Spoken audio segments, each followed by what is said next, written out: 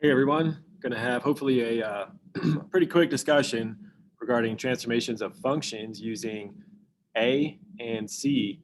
And just in case you forgot, here is transformation form of some function. It's A times f of cx minus h plus k. Now, we've already covered the h and the k. They just represent shifts. H is left and right, k is up and down. The A and the C is really what we're going to focus on today. So I've already sketched one function for you. We've got f of x equals x squared. I've got a little bit of a function table right here. And it's pretty easy to follow, I think. When I plug in -2 into f of x, when I do f of -2, well, -2 squared is +4. So my x value is -2, y value is +4. I did this for just a few other points as well. Now, we have this other function called g of x, and it's equal to -2 times f of x. So for g of x, we actually have an a value. The coefficient of the actual function, whatever's in front of f of whatever, is the a value. So for our function, a equals -2. So this does something. This is definitely going to transform my function. And since it's negative and a value greater than 1, it's actually going to do a lot of stuff to this function. So let's just think about what's happening. When I have g of x, I'm doing -2 times the value of f of x. So for this first row, when I plugged in -2, in f of x, that gives me 4. Now, in g of x, I'm going to take that value and multiply it by -2. So this value here, instead of being 4, it's actually going to be -8. Right? It's -2 times the value of our function. The value of our function here is 4. 4 times -2 gives me -8. So for this one, I would be doing 1 times. My value of f of x is 1, so I'm doing 1 times -2 to give me -2. 0 times -2 to give me 0. 1 times -2 for -2. And 4 times -2 for -8. All right, so hey, if I sketch this function on my graph over here, I do have a point still at 0, 0. I've got to go over 1, down 2 in either direction. And then I have to go over 2 and down 8 in either direction. So over 2, 1, 2, 3, 4, 5, 6, 7, 8, way down here. Goodness. I think right there would be my other one. So here's what my parabola looks like now.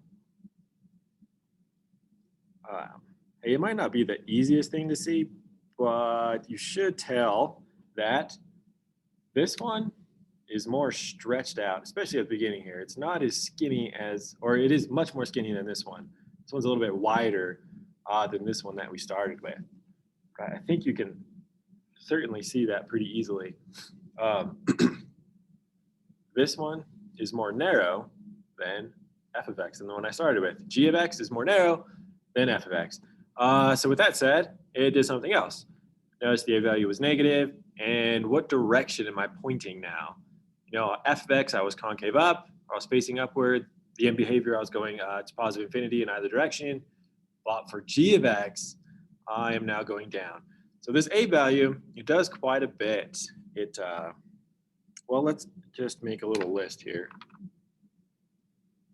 And when we're done with this list, we'll go from there. So we're talking about two things today. We're talking about the variables a and c.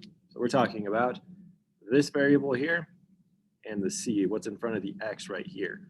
Those are really the two things that we're going to focus on. So what does a do to the function, and what does c do to the function? All right, maybe it'd be easier if we just went to a graph on Desmo. So let me get to a new screen real quick. Look at a graph right here. Okay, so again, this should look pretty familiar to you. We've got g of x is transformation form. It's a transformation of f of x. Now, I've got all 4 coefficients listed.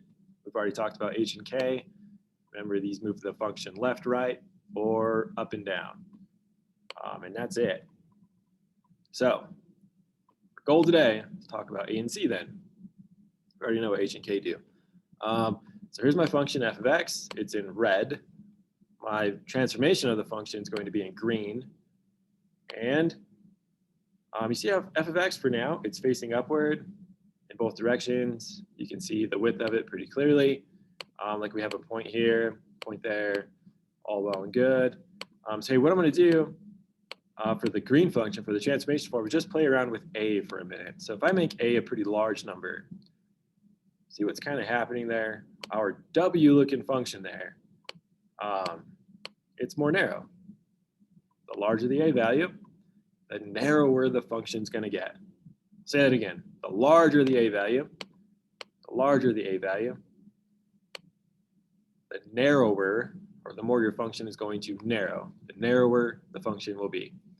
So as I approach 1, like multiplying something by 1, you're not really changing it. Now, if I go to a number between 0 and 1, like I start to get to like 0.1, for example, now you should see that our w is like more wide. So the a value, if it's between 0 and 1, it's going to be more wide. It's going to widen instead of narrow. And then as you saw in the graph that I made on paper, if a value is negative, you have a reflection.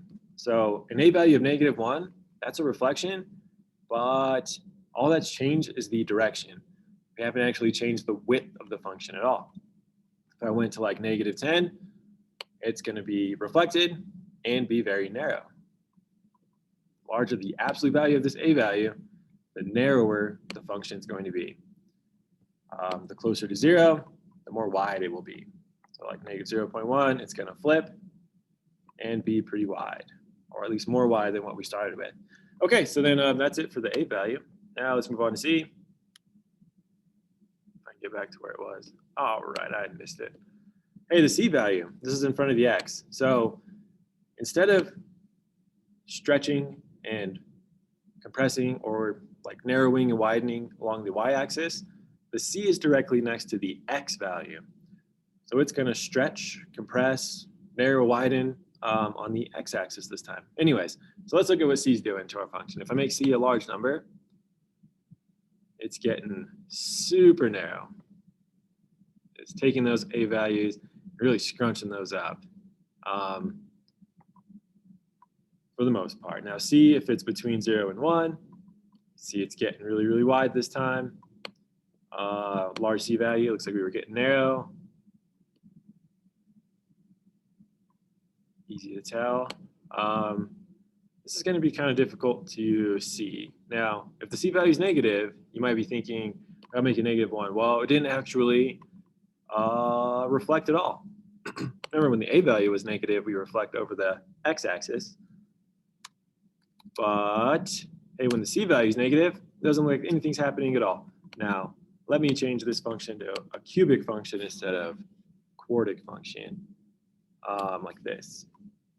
So if I make the c value negative, here's the original function. You see how they're directly on top of each other. Now, if I make the c value negative, it's still reflecting. It's just not reflecting over the x-axis anymore. It's reflecting over the y-axis. Like this point right here is getting reflected and becoming over here. So instead of jumping down, it's jumping over. It's jumping over the y-axis. Bigger that value gets, narrower it gets. Awesome. So let's just recap what we talked about in words on our note-taking devices, and then that'll be it for this video. So let me go back to those notes. Possibly. All right. What do A and C do? So A value, it narrows or widens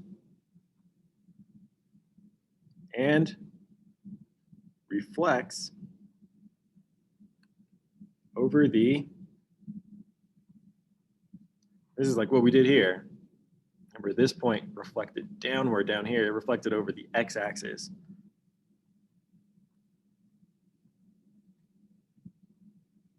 One more thing to add for the A value. So it narrows, widens, reflects over the x-axis.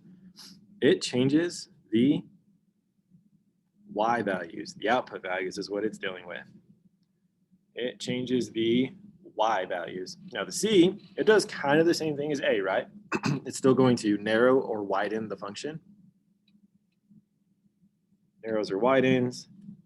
Just write that down just because. And reflects. still does a reflection. It reflects over the y-axis this time. It does this by changes the x values, the inputs. Okay, that'll do it for the video. We'll talk much more about this in class and formalize these kind of ideas that we're writing down. But that'll do it for this. Thanks for watching the video. See y'all in class. Bye-bye.